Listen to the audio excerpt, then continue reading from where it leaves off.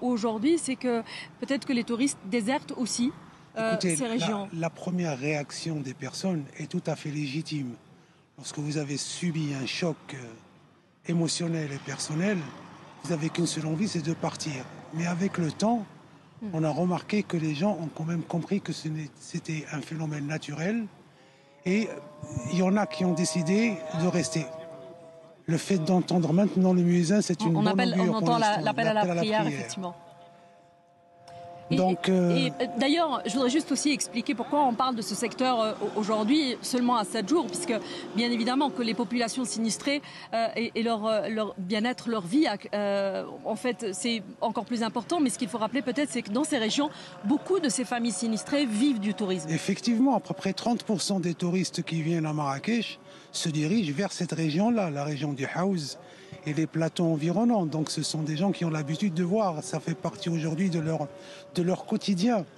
Alors, qu'est-ce qu'il faut dire aujourd'hui aux touristes? Est-ce que le travail a été fait pour s'assurer que les hôtels, les structures hôtelières peuvent recevoir ces touristes, ils peuvent revenir en toute sécurité? Alors il y a des équipes d'évaluation qui ont fait la tournée des riads et des maisons d'hôtes et également des hôtels.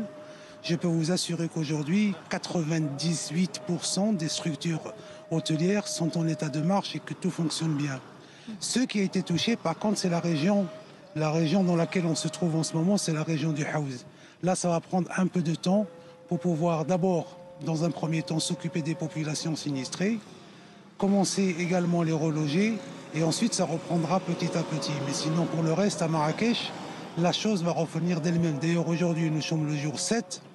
L'activité a complètement repris au niveau de la place Jemaa el-Fna, au niveau des souks, au niveau des visites. La Médina a également souffert un peu de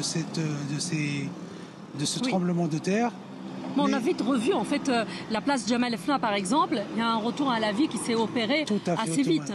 On a vu tous les bazars, les petites boutiques, tout a ouvert et la place est repeuplée par les touristes et par les touristes locaux aussi d'ailleurs. Exactement, c'est vital pour eux de toute façon. Vous savez, quand vous avez un choc, c'est comme quand vous tombez de cheval. Si vous ne remontez pas sur le cheval, vous ne remonterez plus jamais sur le cheval.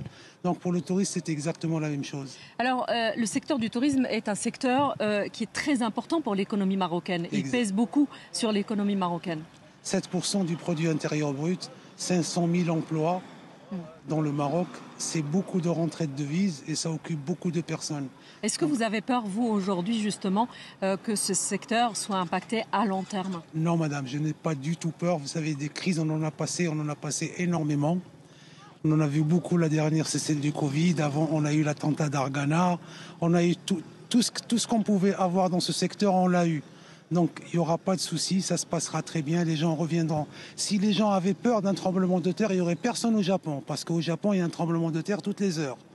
Donc, il ne faut pas se faire de soucis. Je pense que les choses reprendront d'elles-mêmes et que nous verrons les gens revenir sur Marrakech, parce que Marrakech a des fondamentaux. Et cette région également a des fondamentaux. Il y a des gens qui viennent spécialement pour le house et pour faire du trekking et de la balade en montagne. C'est très important. Merci infiniment. Je vous en prie. Merci beaucoup d'avoir été avec nous et merci pour toutes ces explications. Merci beaucoup. Merci. À vous.